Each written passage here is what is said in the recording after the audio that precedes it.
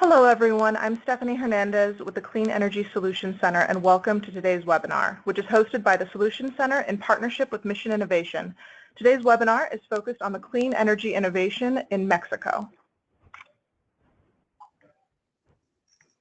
Before we begin, I'll go over some of the webinar's features.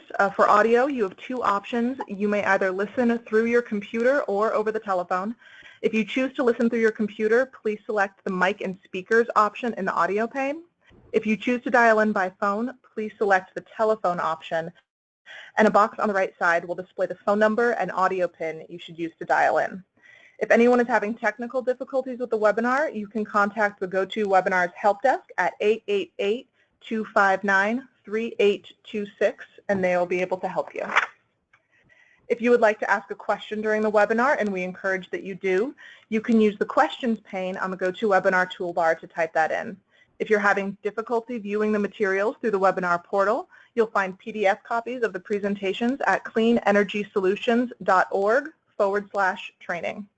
Also, the audio recording and presentations will be posted to the Solutions Center training page within a few days of the broadcast, and will be added to the Solutions Center YouTube channel, where you will find other informative webinars as well as video interviews with thought leaders on clean energy policy topics. Finally, one important note of mention before we begin is that the Clean Energy Solutions Center does not endorse or recommend specific products or services. Information provided in this webinar is featured in the Solutions Center's resource library as one of many best practices resources reviewed and selected by technical experts. We have a very full agenda for you all today, which we're excited to get started on. Today's webinar is centered around presentations from all of our guest panelists who have joined us to discuss goals and vision of clean energy innovation in Mexico, updated information on Mission Innovation Initiative, and the Innovation Challenge on discovering advanced energy materials that Mexico is co-leading in this initiative. And before we jump into the presentations, I'll provide a quick overview on the Clean Energy Solutions Center, and following the panelists' presentations, we'll have a question and answer session where the panelists will address questions submitted by the audience. At the end of the webinar, you will automatically be prompted to fill out a brief survey, so we thank you in advance for taking a moment to respond. The Solutions Center was launched in 2011 under the Clean Energy Ministerial, and the Clean Energy Ministerial is a high-level global forum to promote policies and programs that advance clean energy technology, to share lessons learned and best practices, and to encourage the transition to a global clean energy economy. 24 countries and the European Commission are members, covering 90% of clean energy investment and 75% of global greenhouse gas emissions. This webinar is provided by the Clean Energy Solutions Center, which focuses on helping government policymakers design and adopt policies and programs that support the development of clean energy technologies. This is accomplished through support in crafting and implementing policies related to energy access, no-cost expert policy assistance, and peer-to-peer learning and training tools such as this webinar. The Clean Energy Solutions Center is also co-sponsored by the governments of Australia, Sweden, the United States, and in-kind support from the government of Mexico. The Solutions Center provides several clean energy policy programs and services, including a team of over 60 global experts that can provide remote and in-person technical assistance to governments and government-supported institutions, no-cost virtual webinar training on a variety of clean energy policy topics, partnership building with development agencies and regional and global organizations to deliver support, and an online library containing over 5,000 clean energy policy-related publications, tools, videos, and other resources. Our primary audience is made up of energy policymakers and analysts from governments and technical organizations in all countries, but we also strive to engage with the private sector, NGOs, and civil society. The Solutions Center is an international initiative that works with more than 35 international partners across a suite of different platforms. Several of the partners are listed above and include research organizations like IRENA and the IEA, programs like SE4All, and regionally focused entities such as the ECOWAS Center for Renewable Energy and Energy Efficiency. A marquee feature that the Solutions Center provides is no-cost expert policy assistance, known as Ask an Expert. The Ask an Expert service matches policymakers with one of more than the 60 global experts selected as leaders on specific clean energy finance and policy topics. For example, in the area of green growth strategies, we are pleased to have Thomas Heller of Climate Policy Initiative serving as one of our experts. And if you have a need for policy assistance in green growth strategies or any other clean energy sector, we encourage you to use this valuable service. Again, the assistance is provided free of charge, and if you have a question for our experts, please submit it through our simple online form at cleanenergysolutions.org/expert. We also invite you to spread the word about this service to those in your networks and organizations. And before we begin the presentations, I'd like to provide brief introductions for today's panelists. Our first panelist is Carlos Roberto Ortiz Gomez. He's the Director of General Research, Technological Development, and Training Resources with the Ministry of Energy in Mexico. Our second speaker is Dr. Edgar Santoyo-Castelazo, who is the Director of Technical Innovation with the Ministry of Energy. Our third speaker is Nelson Mojado, a representative of in Europe of the Energy Sustainability Fund and the Hydrocarbons Fund with the Ministry of Energy. After Nelson, we will hear from Dr. Hermann Tribukait, who is the task force leader of Mexico's Mission Innovation Team. And our final speaker today is Araceli Cordero Vichis, Director of Talent, Undersecretary for Energy Planning and Transition for the Mexican Ministry of Energy. And with those introductions, I would like to welcome the Director of General Research and Training of Human Resources with the Ministry of Energy, Carlos Roberto Ortiz Gomez. Welcome, Carlos, to the webinar. Thank you so much, Stephanie, and thank you to everyone that are joining in today for this webinar.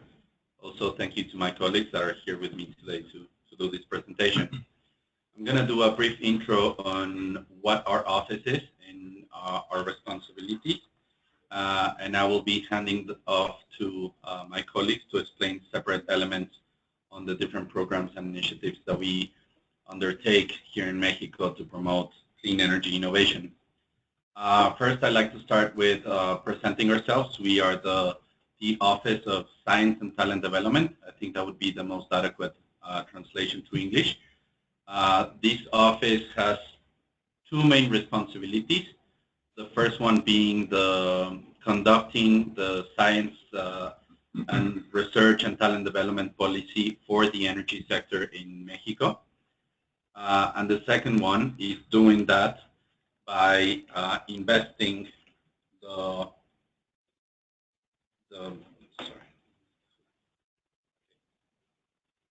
about that. The energy funds, energy sector funds that we have. So for this presentation, I will briefly mention what the objective and structure of our office and our mechanisms are, and then we'll explain a little bit on different resources and initiatives that we use.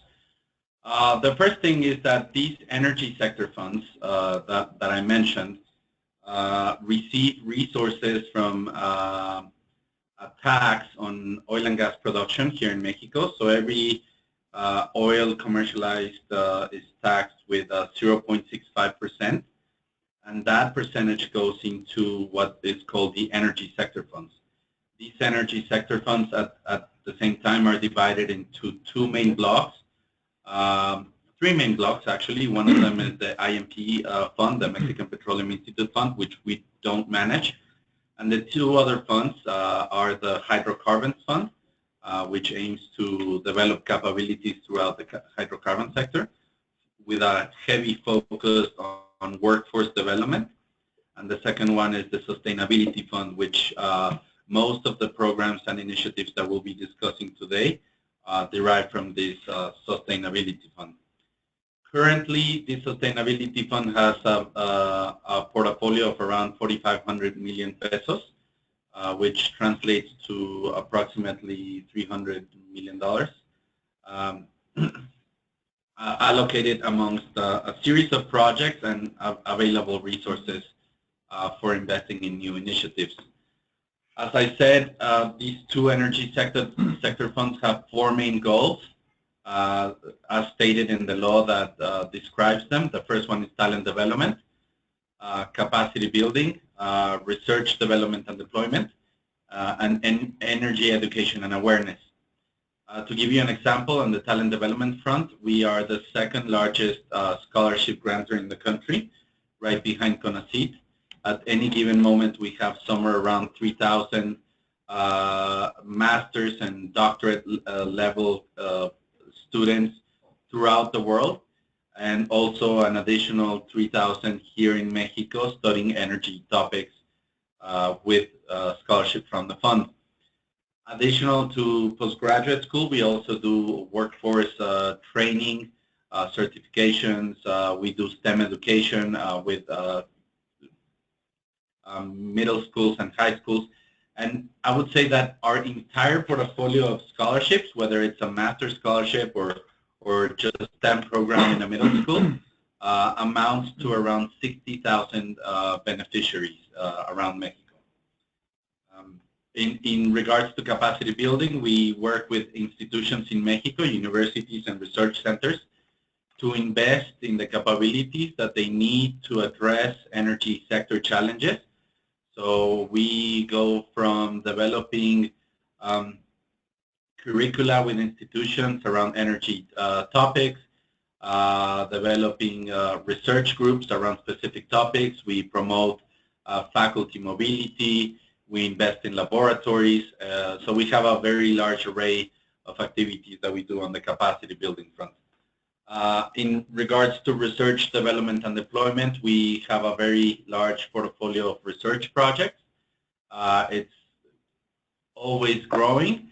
And throughout today's presentation, we'll also mention how and what are we doing to focus that portfolio to make the results of the research that we invest in more relevant to the energy sector. And that is a key pillar of what we do. Everything that we do, we focus on how is this going to be relevant to our industry, to our energy sector. And lastly, on the front of energy education and awareness, as I said, we have a very large array of programs to bring people into the energy sector, students, young people, to bring awareness of different energy topics. And those are our four main goals. Just briefly mention the right-hand side of this picture shows the Energy Sustainability Fund. Just to mention that by law, our key focus areas are energy efficiency, renewable energy, clean technologies, and portfolio diversification. This is something that is stated on the law, and this is together with the mandate that I explained a little while ago, the intersections where we focus all of our work. Very briefly explaining that the fund has a technical and administration committee, which is basically the highest authority. So I act as similar to an executive director for the fund, but everything that we do has to be presented, evaluated, and approved by a technical committee. This technical committee is comprised by people from all around the energy sector. When we initiated this administration, all the seats in this committee were allocated to CENER, which was a little bit not very objective, if you will. So one of the first items that we took in our agenda was to distribute these seats throughout the energy sector. So everything that we do has to be very objective, very well presented to have a chance to be approved. Second, there's also an evaluation commission that is presided by CONACYT. CONACYT is our sister agency involved in these programs and initiatives, and they run the entire evaluation structure for the fund. So whether it's a proposal being evaluated for resource allocation or follow-up on a project that is being executed, the evaluation commission plays a critical role. It's set up by a number of specific experts, but it can also leverage any external capabilities throughout its mandate to do the job that they need. And finally, I'm going to use this last minute that I have to explain a little bit of the process that we have to go through. So for everything that we do, whether it's a very small STEM program or a multi-million dollar research center, we have to undergo this process, which is a standard operating process. Everything has to go through an open bid. So what we do is work with CONACYT on the call design. We establish the priorities that we feel are necessary for investment in the energy sector. We will develop the bid documents, and then we'll have an open bid system, very standard as you would see anywhere around the world. We'll receive proposals. Then, as I said previously, CONACYT is the one in charge of evaluating the proposals. They will be presented to the committee, and any proposal that is approved will be formalized with the fiduciary, which is a financial institution that works for our interest. And then we'll have a follow-up of all the projects, and then we'll measure short, long, and short, middle, and long-term impacts. So that's a general intro, and I would hand out to Edgar so he can explain one of our key research initiatives, which is the Mexican Centers for Energy Innovation. Thank you. Thank you, Carlos. And well,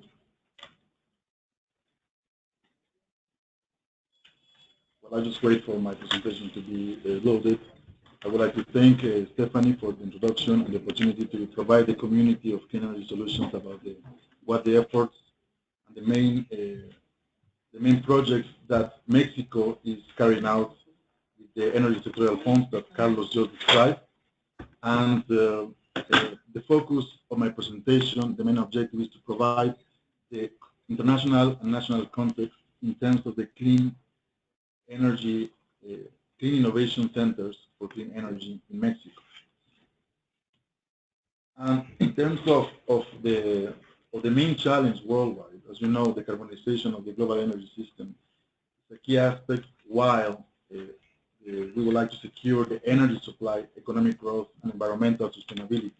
As you know, COP21 in Paris, it was agreed to limit the greenhouse gas emissions so the temperature of the global temperature increase will be below 2 degrees. To this end, it has been estimated to reduce greenhouse gas emissions between 50% and 85% by 2050, where renewable energy and energy efficiency are one of the top hotspots to be able to do this. Another mechanism is the emission innovation, which is aimed for countries to at least double their investment in R&D to be able to provide the energy technologies for a low-carbon economy. In terms of the energy innovation system in Mexico, the previous situation that we can see at the left is that even though we have excellent academic institutions, most of the time they work in an isolated way and not to meet common goals or targets. So since the CEMIE's creation at the right of the slide, we can see the first project of its kind to be able to conform consortium of the main institutions from academia, as well as participants from industry, to communicate and to be able to meet their demands in terms of energy technologies and to develop strategies or projects, or strategic projects to meet these demands. So the objectives of the CEMIE is mainly to provide technology-based services and products for the industry as a think tank, as well as to a training center for specialized human resources. So today we have 5 CEMIEs in operation. We have solar, geothermal CEMIE, wind, ocean, and bioenergy CEMIE. The first 3 on the left, they have started operations 3 years ago, and the ocean and bioenergy CEMIE started operation last year. This means investment of more than $170 million US, plus a new smart grid CEMIE that has been approved and will be started in the next month. In terms of the CEMIE Geo, this is a consortium led by a CONACYT research center called CICESE in the California state. There are around 22 members among academia, industry, and international partners. And the strategic research lines in this CEMIE is mainly the evaluation of national geothermal resources, the research and technological development for the exploitation, drilling, and exploration of resources, and direct uses of geothermal heat. The main point of contact of this CEMIE is Dr. Jose Manuel Romo Jones, and here is the email to the CEMIEs work independently with the executive board, where they make their own decisions about which projects they should be able to support in order to optimize the resources and the objectives of the CEMIE. So all the main areas for opportunities of collaboration or working in terms of these projects can be contacted via Dr. Jose Manuel Romo. The next CEMIE Sol is a consortium led by the Institute for Renewable Energy at UNAM. There are around 43 members between academia, industry, and international partners. And the strategic research lines for this is the heat for electricity production, heat for processing either for industry or domestic uses, the development of solar cells, development of alternative fuels, the inventories to be able to assess the solar potential, as well as laboratories for testing and photovoltaic modules. In this part, the main contact is the Dr. Jesus Antonio del Rio Portilla, which is the director of this institute at UNAM. In terms of CEMIE Wind, it's a consortium led by the National Institute for Electricity and Clean Energy, INEL, with other 32 members between academia, industry, and international partners.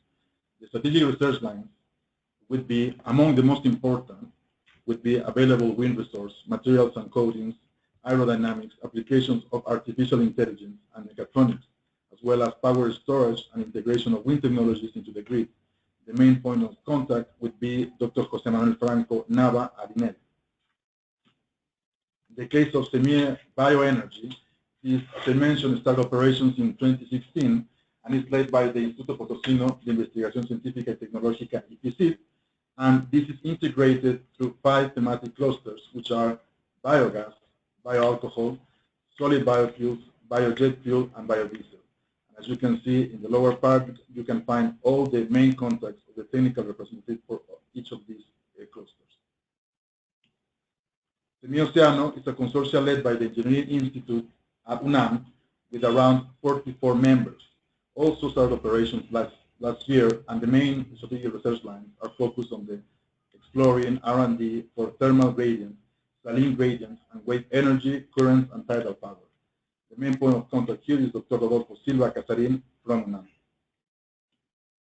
And the last but not least is the consortia led by Universidad Michoacana de San Nicolás Hidalgo. This CEMIE will integrate the efforts of the other CEMIEs in order to integrate renewable energies into the grid. And this will start operations in July 2017 with the strategic research lines focused on the integration of distributed and renewable generation, management and improvement applications in the distribution and transmission network, as well as advanced measurement infrastructure. The main point of contact is Dr. Elisa Espinosa Juarez from this university. And thank you for your attention. If you have further questions, this is my email to contact. Thank you. Research lines.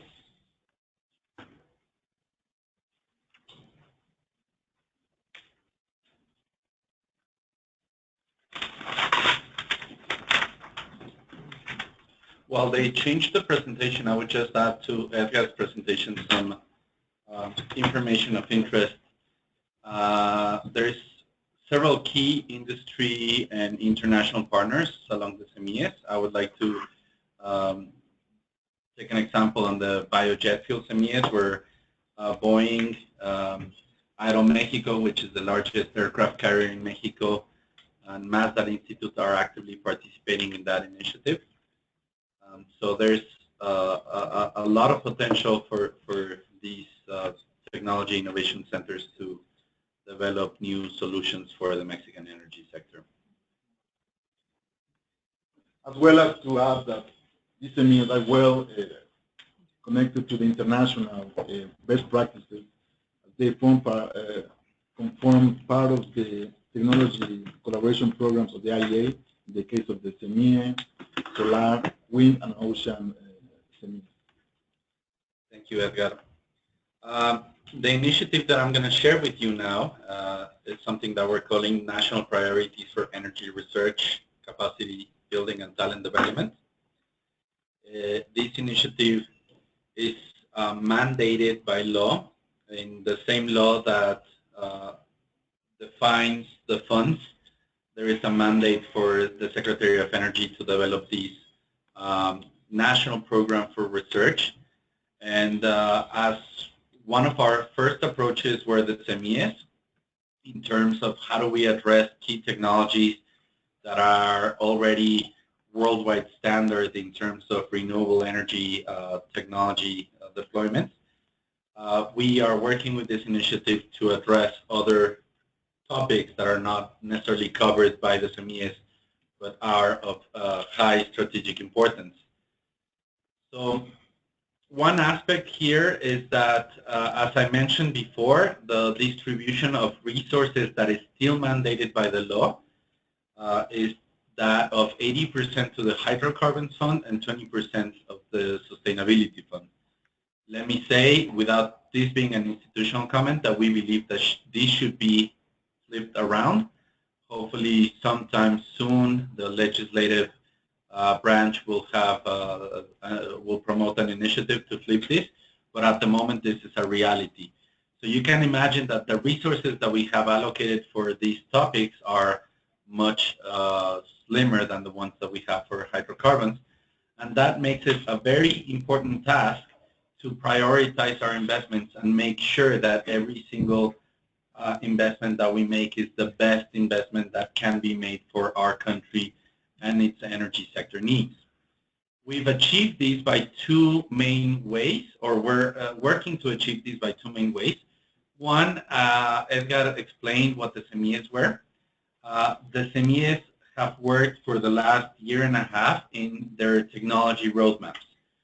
So we commissioned each of the SEMIES together with expert consulting groups to develop these roadmaps in order for them to identify exactly where it is that they could add value to the energy sector R&D and capacity building environment.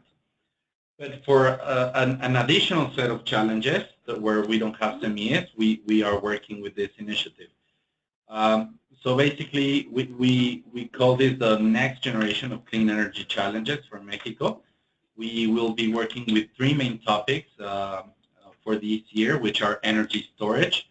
We believe that there is a lot of work to do in the energy storage front. It is a technology race that is still open for bids, if you will, and we are very enthusiastic about setting up our capabilities and joining that race. So we will be working in an energy storage front. The second one is clean cities. To any of you that have visited Mexico City will be aware that air quality is an issue. This is not necessarily a climate change issue. This is a local air quality issue associated to fossil fuel uses within the city. So we will be developing a strong working group to understand how can we transform our cities, how can we reduce and eliminate fossil fuel use towards 2040 within Mexico City and other urban areas in Mexico that face very similar challenges. And the last one of the energy priorities that we'll be working with in this year is the clean energy materials. This is associated to a mission innovation initiative that we will explain briefly further down this presentation. One thing that we believe is that all of these are complex multidisciplinary topics that are not necessarily just technology-based. Okay. Sorry, I thought this was 10 minutes. Okay. So we will need to bring in a series of stakeholders for this.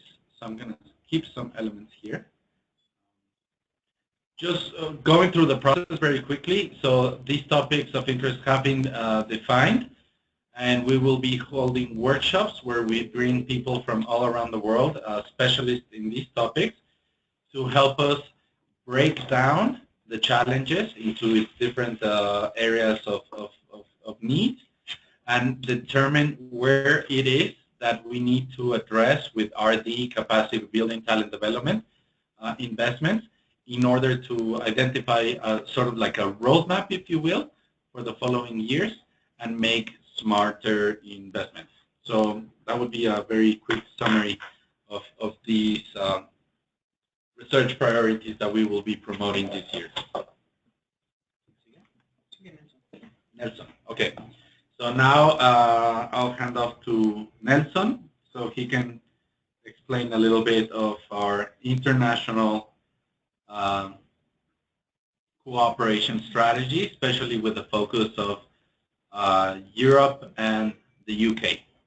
Thank you, Nelson.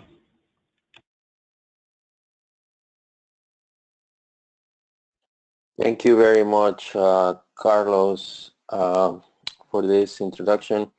And hello, everyone. I'm very glad that you could join us today and learn about what Mexico is doing on clean energy innovation. I would like today to share with you some of the activities Mexico has been developing on clean energy innovation with Europe, UK, for the past 2-3 years, but mostly to share with you the opportunities ahead for cooperating with Mexico. After the energy reform initiated back in late 2013, liberalizing both the oil and gas sector as well as the power sector, this allowed for private participation across the energy value chain. And with that, there was a strong interest in supporting the energy R&D, innovation, and capacity building on energy topics. We can group the activities that we have been doing with Mexico and Europe on 4 themes: developing funding opportunities, building capacity and links, promoting international engagement, this being an activity what we do based in London in the UK with European universities, institutions, and the connecting parts in Mexico, their counterparts. And 4th one would be, which has been very relevant for Mexico, joining, I would say, the international platform for clean energy innovation, Mission Innovation, and taking a co-leadership role on one of its 3 main pillars, which are joint research and innovation, information sharing, and private sector engagement. Mexico has started to open to the world through funding mechanisms, on matching fund mechanisms. We did not have a cooperation with the largest EU funding program for innovation, which is Horizon 2020. Therefore, a top priority was to engage with this program. We successfully launched, together with the European Commission and the Energy Sustainability Fund, a call for developing a joint program on geothermal energy. That cooperation has been launched, started late this year, and it's for 20 million euros. Also, we have identified that we have strong synergies with the UK for low carbon innovation and clean energy.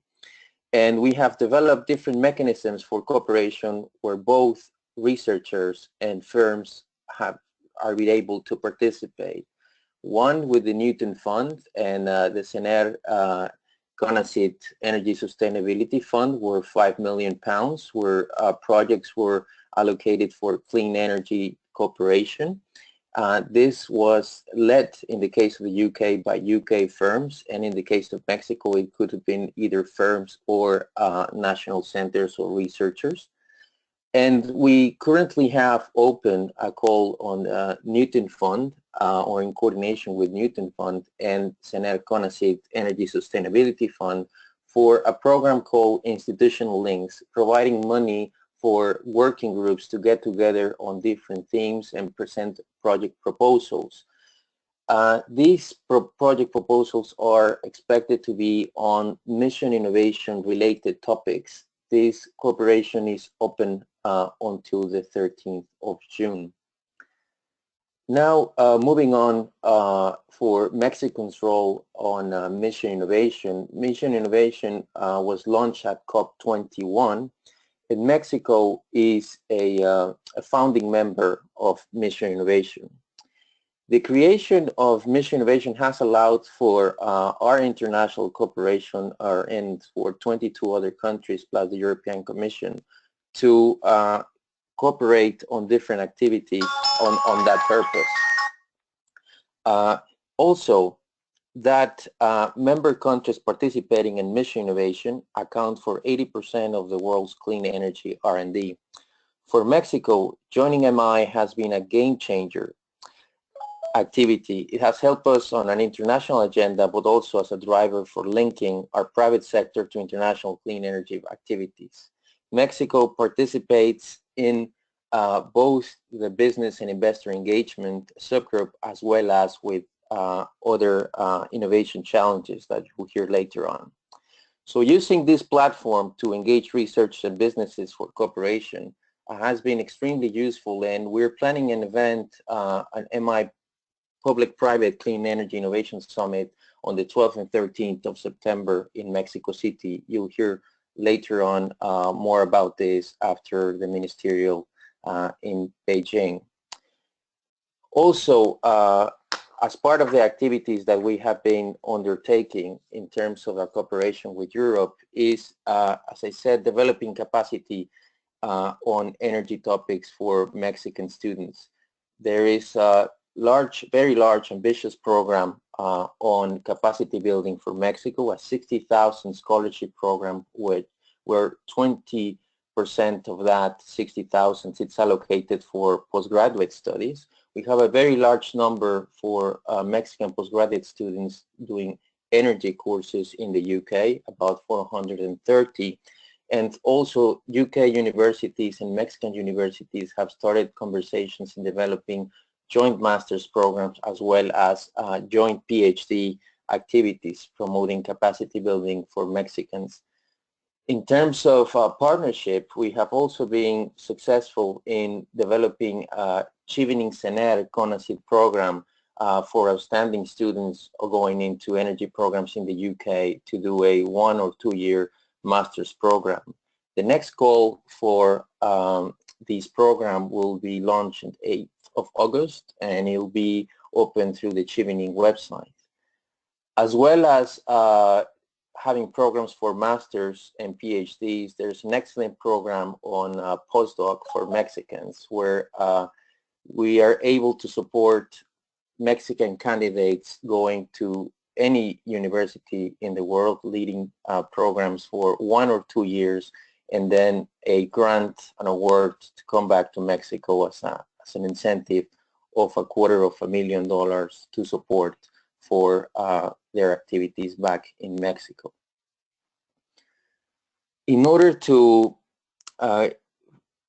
develop and further promote our international engagement, we have what we call in Mexico the Mexico's Future of Energy Conference Series or lectures, where we have one EU expert each month in Mexico visiting different universities. You'll see down in the slides the names of some of the people that have visited Mexico. In addition to that, also we have ran different workshops with over 30 European universities with Mexican counterparts. In some occasions, those workshops have been directly led just prior to the call of different SEMIEs, so promoting engagement of different UK and European counterparts in generating discussion to prepare for a consortia that includes international cooperation for these SEMIEs. Also, with the support of the IEA, we have been able to organize a workshop on a how-to guide for smart grids in Mexico just before our planning for the smart grids SEMIE, which was extremely useful for gathering international practice as well as learning technological barriers and different barriers to get the smart grids on the agenda in Mexico. All of the past activities have been the building blocks for our international cooperations with Europe and have led to international cooperation mechanisms and new opportunities that will be announced soon, for example, with UK universities. Overall, you can see in the slide these funding mechanisms have attracted 27 million euros for cooperation. There are the topics in the slide that we have been interested in developing, not only the innovation challenges, but supply issues, energy efficiency, as well as now some topics on energy demand. we will be hosting, as said, Public-Private Clean Energy Summit in Mexico for mission innovation topics, and you have my contact details on this slide for further information. Now, I would pass the floor to Hermann Tribukait, my colleague from the United States. Thank you. Thank you, Nelson. Hello, everyone. My name is Hermann Tribukait. I represent the energy R&D funds in the U.S. and Canada. I'm based in Silicon Valley here in Menlo Park, California. So today I will just go briefly through the work that we've been doing that follows three broad goals, which is essentially promote the programs that you have been hearing about and applied scientific R&D projects and human capital formation in clean energy in Mexico. We do this by providing funds for Mexican research institutions, universities, students, and researchers, promoting the collaboration between our academic institutions and the private sector and all stakeholders in these topics. One broad goal is to develop strong international collaboration projects and partnerships with the top academic and research institutions. I will give you a brief overview of the type of projects that we have been launching. So the lecture series, The Future of Energy, that Nelson mentioned, we proposed this 4 years ago to CENER. To essentially, the idea behind it was to bring to Mexico the top thinkers in energy, the experts in energy, to discuss the trends, the latest in knowledge in energy, and more importantly, to build or develop collaboration projects with their institutions, with their groups, labs, as well as to inspire our students in Mexico to go into these topics. So on the screen you see a few of the leaders that we have brought to Mexico to discuss and to present their work. And very importantly, these meetings have led to specific R&D collaboration projects with these institutions that these experts represent. You have a few samples on the screen. So we developed and launched a project that is ongoing right now to develop organic solar cells between our National University and Harvard University, specifically the chemistry department, and Dr. Alana Spurul-Guzik that you see on the screen as our first guest that visited Mexico in February 2014 with Professor Daniel Nocera, both from Harvard University. A similar example, we launched and are funding a project to develop low-cost solar panels and testing procedures with the photovoltaic research lab of MIT, led by Professor Tony Buonasisi, and our Institute of Renewable Energy in Mexico, IER, that was mentioned before, linked to the Energy Hub at UNAM. So other examples you see there, we have an open call for energy efficiency and demonstration projects. We have projects with Canada and specifically CIFAR, the Canadian Institute for Advanced Research, and other projects with our energy hubs. So it's important to mention here we are innovating not only, or we're promoting innovation in R&D by also innovating the mechanisms to do so. So here on the screen you have a picture this is a recent launch of the energy efficiency, the call for proposal for energy efficiency and demonstration projects launched with the Secretary of Energy and President Janet Napolitano of the University of California. We are promoting new ways or following best practices, best international practices to build this human capital in Mexico and promote this type of programs. We have postdoc programs. Just to give an example, over the last 2 years, we doubled the number of Mexican postdocs at the Lawrence Berkeley National Lab from a very small base. We only had 3 Mexican postdocs there. Now we have 7, and we continue to promote this type of programs. We are developing master's programs together with universities in Mexico and U.S. universities, promoting research exchanges, and most importantly, as was mentioned before, Mexico joined Mission Innovation, and we are leading the Clean Energy Materials Challenge that my colleague Carlos and I will discuss further in a moment. But I want to emphasize that we will be holding the first international expert workshop in materials discovery, materials innovation in Mexico City, September 11th to the 14th. You see the website on the screen, and we will discuss it further with Carlos in a second. Here's my contact information, and without further ado, I will pass it over to Carlos Ortiz to continue the discussion on mission innovation and the initiatives that we're leading with Mexico. Thank you very much. Thank you, Hermann. We'll just take a couple of seconds while we switch presentations. I will also set up my stopwatch. So I will briefly explain what mission innovation is. I ignore how our audience is set up. Probably a lot of you already know a lot about mission innovation, but we felt that it would be necessary to set up like an introduction to explain what we are doing and why it's important to us. So please, sorry for those who are highly experts in mission innovation for putting you through an introduction on what mission innovation is. And to those of you that don't know anything about mission innovation, I hope this is useful information. So mission innovation is an initiative where at the moment 22 countries plus the European Union decided to cooperate by doubling our investments in clean tech R&D. Initially, the initiative was set up by invitation of then President Barack Obama to its peer countries. And in Mexico, we analyzed the initiative. We presented it to both our fiscal authorities as well as the Office of the President for the country. It underwent a series of analysis, and eventually we were authorized to participate, which we are very excited for.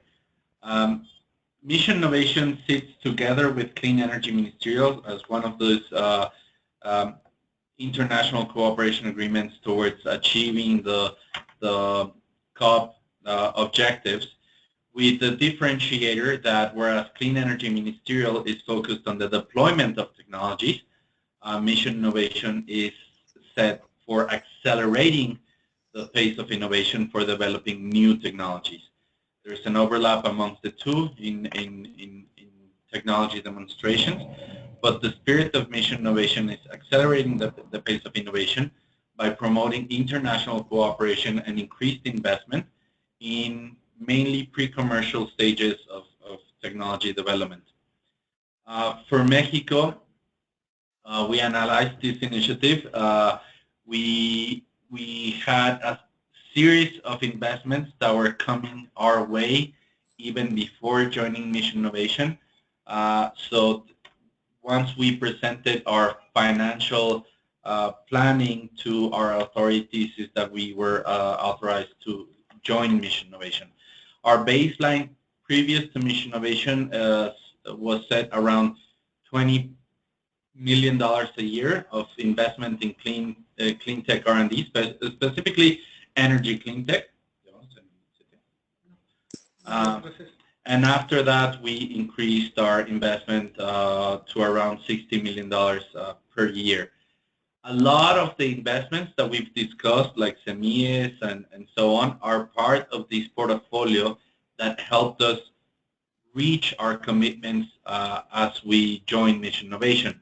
So what you're looking in this graph, both in darker green and lighter green, are investments that are already approved. The resource is there, and the expenditure on these projects is a multi-year project that will happen as we progress. So everything that is in green is already committed investment. It's not something that we need to go back and find the resources. It's there. And what we see in lighter blue is additional investments as we progress with the initiative. Mission Innovation defines 7 key innovation challenges to promote cooperation amongst the countries. In regards to Mexico, we're looking for participation in 4 of these challenges. We're setting up our participation in 4 of these, and as Hermann mentioned, we're leading 1 of these challenges. On the Smart Grid Innovation Challenge, Edgar explained a little while ago that we are in the process of setting up a Smart Grid Mexican Center for Energy Innovation. So we're looking at that as our vehicle for participation in these innovation challenges. And for the carbon capture, something similar happens. We are currently working on a second round of our carbon capture center. And I say second round because we launched a bid for the carbon capture center last year. Unfortunately, we didn't receive the proposals that we were expecting, so we're launching a second round. But that should be up and operational. As soon as it is, it would be participating actively in the Carbon Capture Innovation Challenge. For the sustainable biofuels, we have these 5 clusters that comprise Semilla Bio, and we're setting up their participation with this challenge, and the same thing with Sunlight Innovation Challenge through our Semilla Sol. For the Clean Energy Material Innovation Challenge, we will be leading that jointly with the U.S. and hoping to gain more and more countries participating in this initiative that we believe has the potential of transforming how we innovate in the clean energy technology sector. And to explain briefly what this innovation challenge is, this challenge would require a full webinar to explain comprehensively, but the goal is to accelerate the process through which we discover new materials for energy applications. So be it solar energy cell or an electrolyte for a flow battery or any other material that is required to make more efficient energy technology, we aim to accelerate this. Their discovery from first modulation into product. And how do we aim to do this? By setting up these international consortia that integrates a series of steps that are already proven in the state of the art, but have never worked jointly. I'm speaking specifically about simulation, machine learning, and big data processes that are widely known. So being able to model more and more alternative materials to predict properties, accelerate and connect those simulations with accelerated synthesis through robotic means, using technologies that are widely deployed in the pharmaceutical industry, also connecting this to the characterization to accelerate the characterization, and looking into reaching to these materials much faster. One of the key topics here is that we aim to have a full connection between the product engineer and the theoretical chemist that is modeling the first molecule. So if we have these working teams completely integrated, we would aim to have this production line of materials that would accelerate the discovery of new materials and open the door to a set of new technologies across the board. I would hand out the rest of the time to Hermann. We have set up a website for the workshop, and maybe Hermann, you can explain a little bit on that front. Yes. We will be before we go there. Yes, just before we go there, on that, on the slide you have on the screen, just quickly, as you pointed out, we're moving from the. Can you expand? Yeah. So the figure on the top left shows these 3 stages that Carlos mentioned, and the modeling, the theoretical work, then the synthesis and the characterization, working in steps. That's a traditional way of doing it. We're changing now to develop a fully integrated platform that is moves from this step-by-step process into a loop that you see in the bottom left, meaning each of the 3 main stages work with each other, using machine learning throughout the process, And very importantly, as Carlos mentioned, the goal of accelerating this whole process goes through applications of robotics tools so that we can automate some of the stages that are currently manually done, especially in the synthesis and characterization of new materials, to do it with robots and faster, so that we meet the challenge of discovering new materials by an order of magnitude, meaning 10 times faster than it's currently done. So with that, if in Mexico, if you can pull up the website of the event, please, so that we can show the audience. So this is, again, for the event. As part of this challenge, we are organizing an expert workshop in Mexico City in September, as I mentioned before. And this will follow the model that the U.S. Through the Department of Energy and the National Science Foundation have been promoting when they go into a new field. Carlos, I don't know if you have the website there. If not, Stefan, if you can give me control, I can pull it up on the screen, please. Herman, we have 10 seconds left for this presentation, so perhaps we should move to the next presentation and maybe share the website at a later. That's fine. So okay, so that makes sense. So we'll address it in the Q&A. Thank you very much. Thank you, Herman.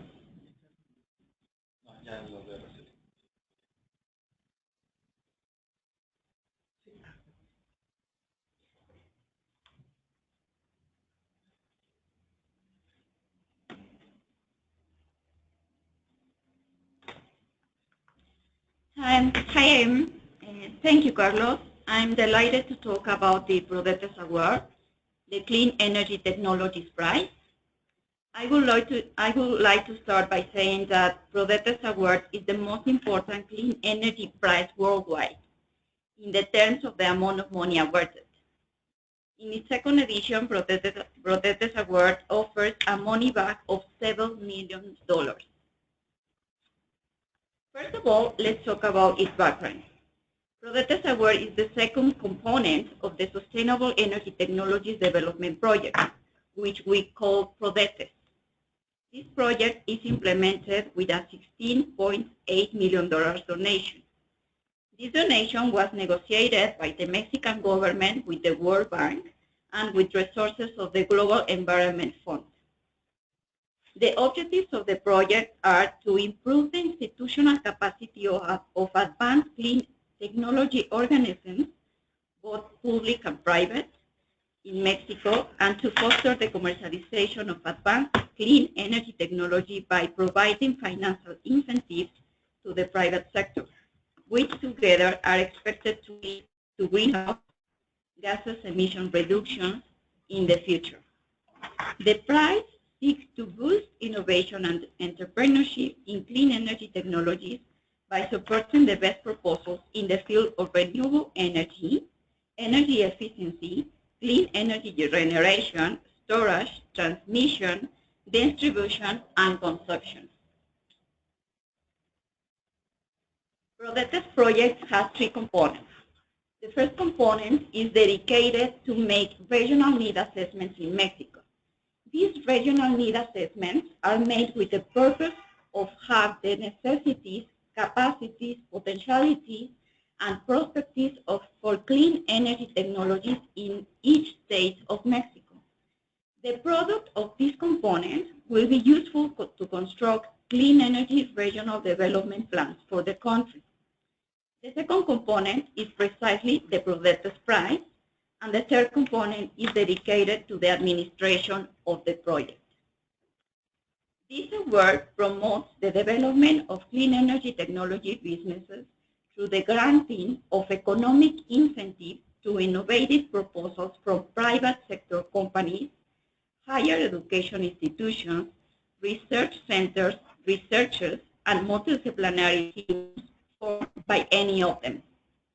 It is expected that the projects that compete will be viable to enter the market with successful application in the clean energy sector, thus strengthening innovation capacities, mechanisms for entrepreneurship, and investment in projects based in the use of clean energy technology.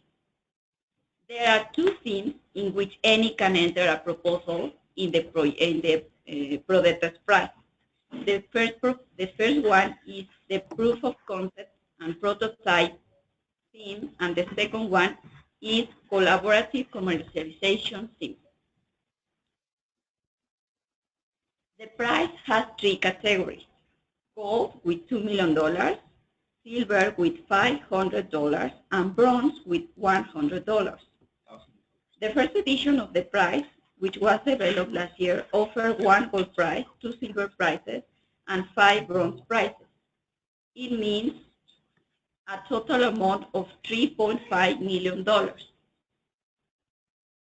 In this slide, we can see the winner projects for the first edition of the award.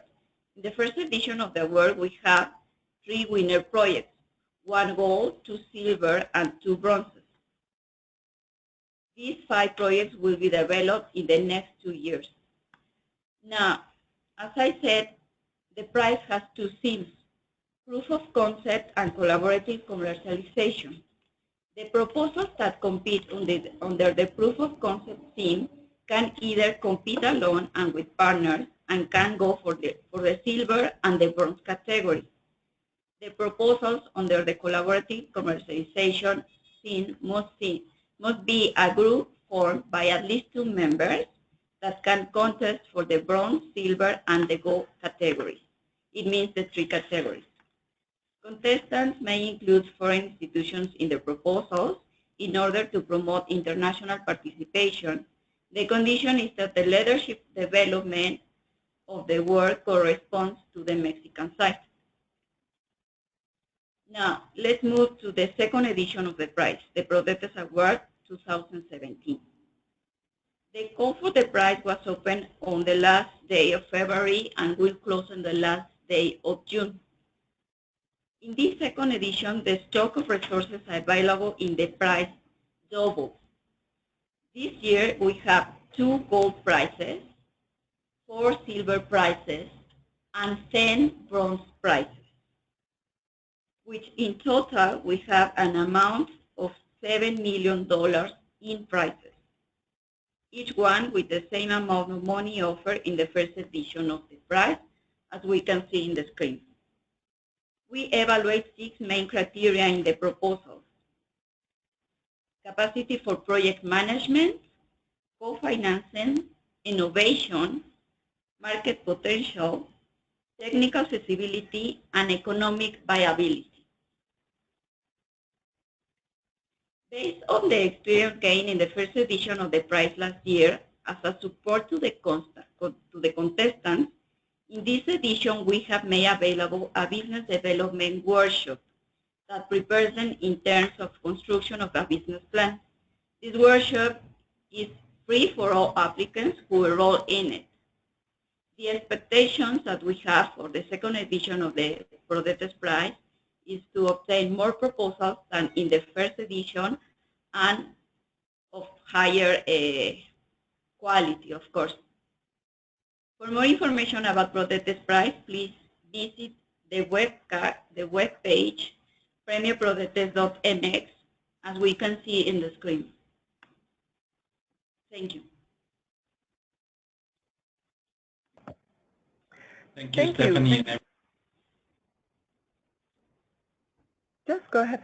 Thank you, everyone, so much for those presentations. They're wonderful. Before we jump into the question and answer portion, Hermann, if you would like to talk a little bit more about the website and registration page, we have some time for that. Thank you so much, Stephanie. I think we can, let me give just a 1-minute version. So you have the website on the screen. This is, again, this International Expert Workshop for the Clean Energy Materials Innovation Challenge of Mission Innovation. And I think we should just go to Q&A, Stephanie. Carlos, you wanted to say something about this, or should we just answer questions now? No, just wanted to thank everyone. Also, thank our colleagues in CONACYT. It's very important to say that everything that we do jointly with CONACYT. CONACYT is the National Council for Science and Technology here in Mexico. I mentioned them throughout the presentation as the largest grantor of scholarships in the country, but that's not all they do. They also have a series of different mechanisms to promote science technology development in the country, including entrepreneurial funds, different sector funds. So we're talking right now about the energy sector funds. They also have a series of sectorial funds for 24 actually, sectorial funds like marine, army, economy, health, agriculture. So it's a great agency to be partnered with in this. And also today with us is Teresa de Leon from CONACYT. I don't know, Tere, if you'd like to mention something. Gracias, Carlos.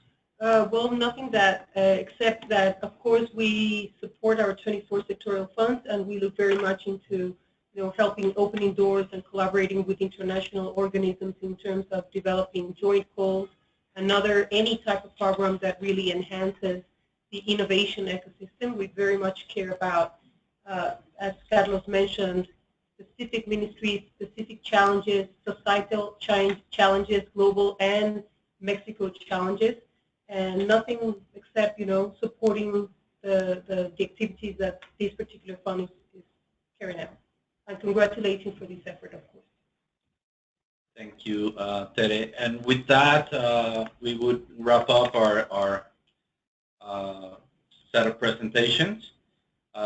We understand that this was a lot of topics to cover, so we covered all of them on a very high-level basis. But of course, right now we have the Q&A, but if there's any follow-up, we would also be very pleased to be approached by anyone within the audience. If you want to learn more about any or all of these initiatives, we would very much enjoy that. So from our friend Stephanie, that would be it. Thank you. Wonderful. Thank you all so much for the presentations. As we shift to the question and answer session, I would like to remind the attendees to please submit questions using the question pane on the GoToWebinar toolbar at any time. We'll also keep several links up on the screen throughout for quick reference to point where to find information on other upcoming webinars and the Ask an Expert program. The first question is related to the workshop registration. We had a couple of people click the links on the website that was sent, and it says registration is by invitation only, and there's also information to fields to fill out your information. Is that how to receive an invitation, or is there another method to receive an invitation to the workshop? Yes, this is Hermann. Thank you for that question. So there are two ways. So it is definitely by invitation only for those experts that will be actively participating in the discussions and panels. However, we have the option of having observers. So if you're interested in attending as an observer or in any other capacity, please go ahead and register and note in your registration again your profile or your intention, and we will get back to you. Thank you very much. So again, open for observers and students as well. Thank you. Excellent. Thank you. On the most recent presentation on the Prodetis prize winners, Araceli, is there any information on previous winners and how they're progressing at the moment? At the moment, the first 5 projects that just won the prize the last year, in fact, they were prizes on December last year. They just started the project. They have like a month with the project. So all we have right now is their, let's say, their administration advance of the project, and they have 2 years to finish the project maximum. And I also think that the website, does the website have the information of the leaders of the project as well as their email addresses? No, the website doesn't have the detail of each leader for the project, but does have the email which anyone can ask for information for the specific leaders for each project. So I think if anyone in the audience would be interested in reaching out to any of the project winners, we could facilitate that. We do have some regulations here in Mexico regarding personal information, and most of the participants are not public officers, so they're not necessarily obligated to share their personal information. But if there's any interest, we can probe with them and facilitate the contacts. We would glad to do that. Wonderful, and thank you. Most of the panelists on today's webinar did have their contact information on their presentations, and as a reminder, all the presentations will be posted to the Solution Center's training page, and you'll be able to get that information there. For our next question, are there any programs that are designed to foster entrepreneurship and tech commercialization that have come out of recent activities? I'm sorry, can you say that again? Of course. Are there any programs that are designed to foster entrepreneurship or tech commercialization Well, as related to our main program on that front is the Prodetes Award.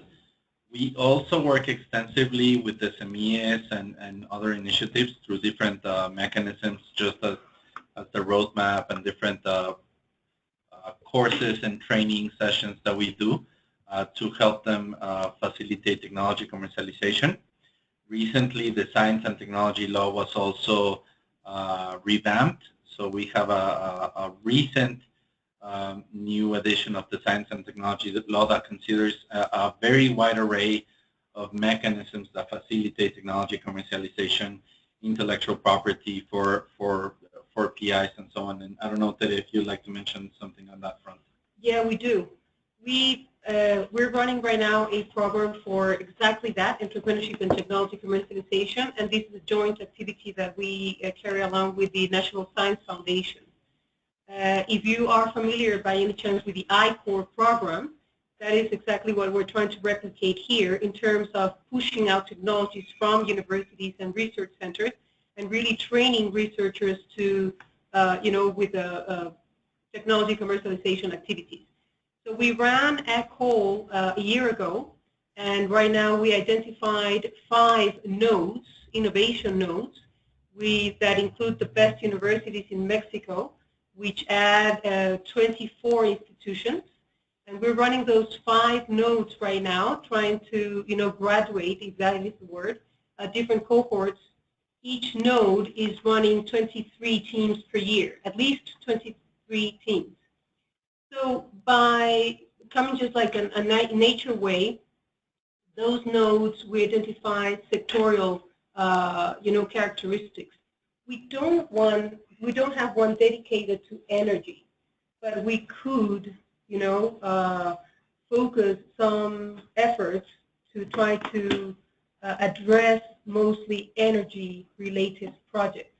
We do have agro industry and food industry. We have health, and among the 5, many of the projects are related to energy, but we didn't, as I said, specified any particular effort for energy, but we could do that. If that makes sense for the fund, we definitely can do that. So we're very excited and very much looking forward to graduate 100 at least projects or entrepreneurial teams per year through these programs.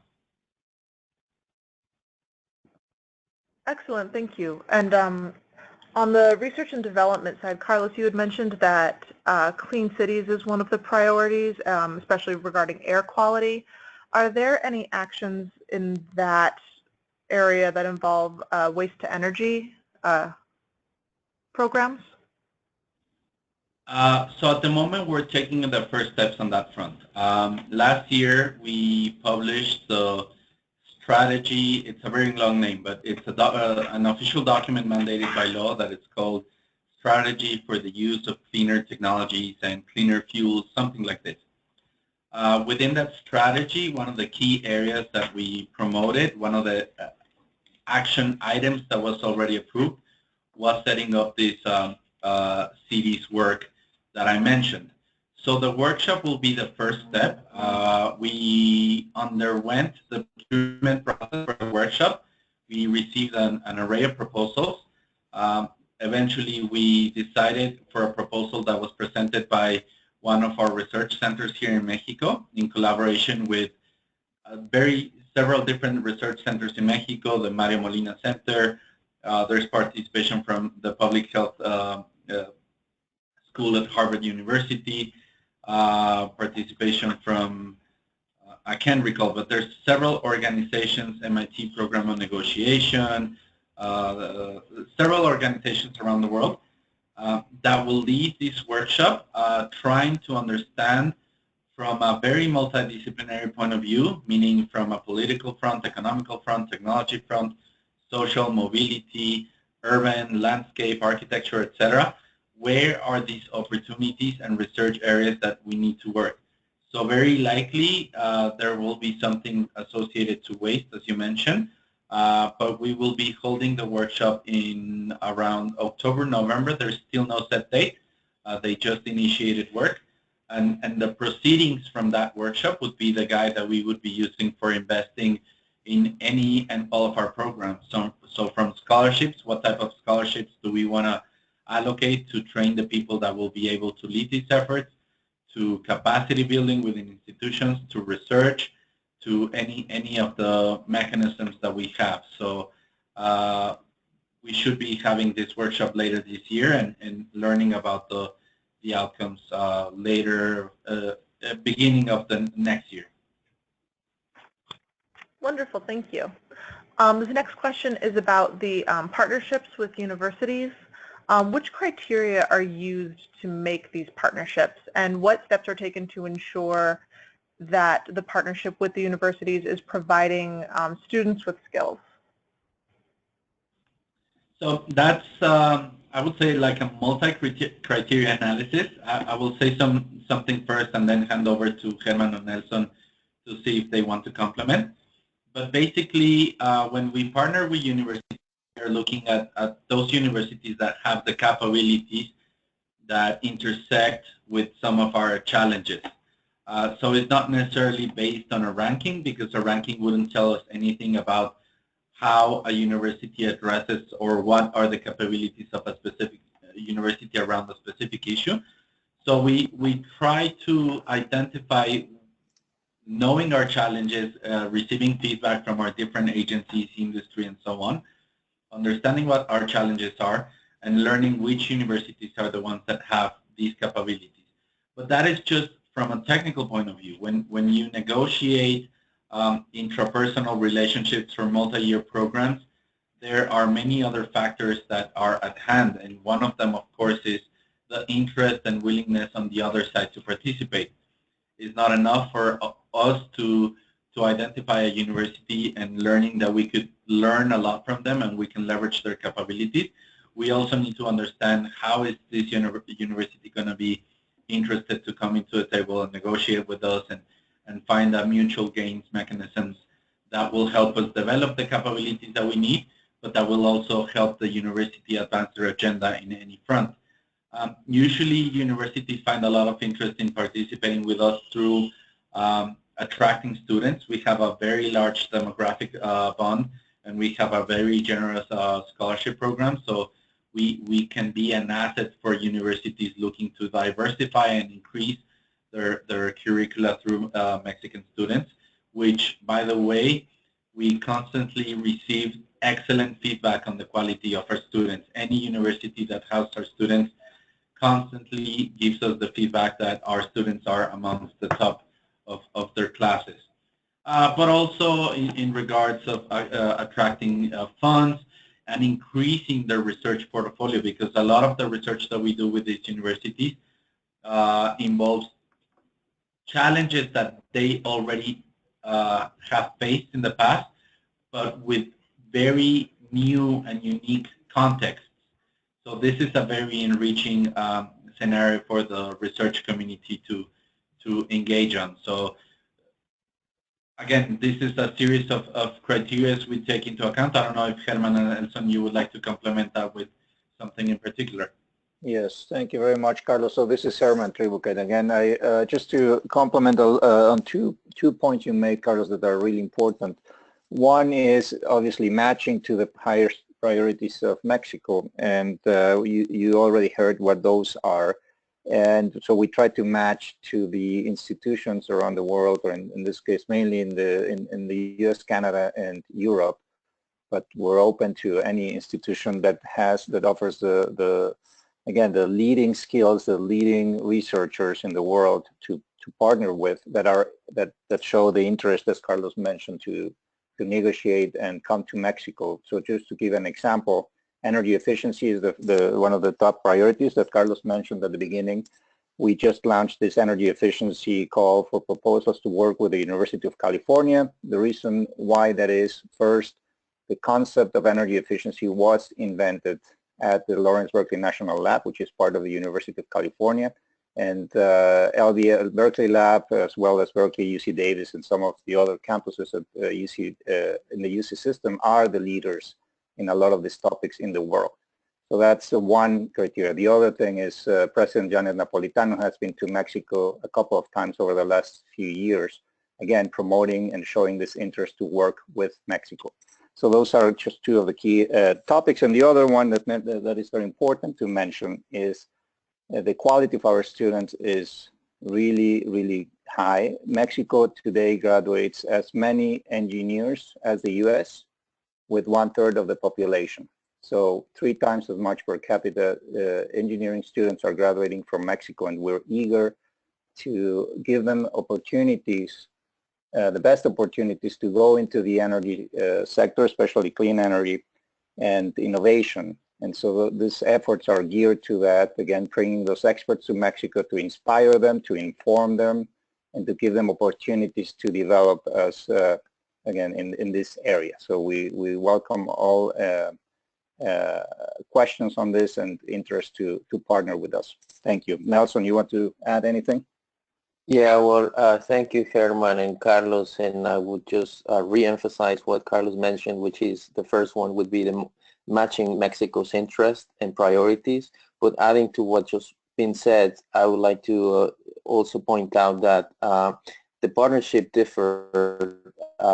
Some would be on research, others would be on training, and obviously different universities have capabilities on research and training, and some of them will be very specialized. For example, in the case of our partnership, we're working with the Oxford Institute for Energy Studies. It's a research-based institution. It does not do a lot of training. So we would look into that. Also to point out that we have engaged with most of the universities or top universities in Europe and the US thoroughly for a long time. So it's not a one-off discussion. We have been inviting them over, but also we have a large number of universities and institutions from Mexico have visited their institutions, and in the case of UK, last year we held and jointly organized with UK institutions a visit of 25 different universities across the UK. So before even considering the partnership, there has been a long engaging process both for Mexican institutions and in our case with the UK. So we would then carefully identify the areas and the modality of opportunities in order to discuss further. Thank you. Great, thank you so much. The next question is, someone is asking for some more details on the role expected from ENEL in the clean energy innovation strategy. Could you elaborate on ENEL's role? Absolutely. So ENEL, for those of you that don't know, is the National Institute for Clean Energy and Electricity, or perhaps I would say electricity and clean energy. It's an institute affiliated to the Secretary of Energy and acts as a national institute. We didn't include ENEL in this presentation given time constraints. We could set up a webinar to showcase their work. But ENEL is, as I said, the national institute that would assist both the Secretary of Energy as well as industry as a general transition through these energy reform and the new goals that we have. We didn't speak a lot about the energy reform, but as a lot of you know, Mexico just currently underwent the largest energy reform in its history, pretty much the largest reform that we've seen in the past 70 plus years, where mainly the result of this energy reform is that both the hydrocarbons as well as the electricity value chains were open completely to market participation from a scheme where previously they were managed exclusively by two state-owned companies, so Pemex in the oil and gas front and CFE on the electricity front. So nowadays, after the implementation of the energy reform, the entire electric sector, except for transmission and some part of distribution, is open for investment and private participation. And INEL is expected to facilitate the energy transition towards use of cleaner technologies. As a country, we have a goal of 35% of our electric energy generated by 2040, 50. I'll get back to you on that specific year. Should come from clean technologies, and INEL is spearheading a lot of that work. So they work a lot in electricity. They work a lot in different clean technologies. Perhaps not necessarily so much on the technology front as the deployment side. So systems, 35 by 2024, systems, etc. And recently they are leading the efforts that we are undergoing on the storage front. They will be leading the storage workshop. They are developing an advanced storage program that just initiated recently, beginning with a flow battery program, non-vanadium based flow battery program, and many other initiatives. So I guess if possible we could host another workshop or put anyone interested in touch with INEL for further discussions on this front. Great. Thank you so much. That is the last question that we'll have time for today. If we did not get to your questions, please don't worry. We'll be sending them to the panelists after we conclude. If there's anything else that you'd like to ask, please type it into the question pane now. Thank you, everyone, so much for your participation. On behalf of the Clean Energy Solutions Center, I'd like to extend a thank you to our panelists and our attendees. We very much appreciate your time and hope in return that there were some valuable insights that you can take back with you. We also invite you to inform your colleagues and those in your networks about the Solutions Center's resources, services, including no-cost expert policy assistance. I invite you to check the Solutions Center website if you would like to view the slides from today and listen to a recording of today's presentations, as well as any previously held webinar. Additionally, you will find information on upcoming webinars and other training events. We are also posting webinar recordings to the Solutions Center's YouTube channel and allow about a week for that to be posted. Finally, I would like to kindly ask you to take a moment to complete a short survey that will appear when we conclude the webinar. And please enjoy the rest of your day, and we hope to see you again at future Clean Energy Solutions Center events. This concludes our webinar.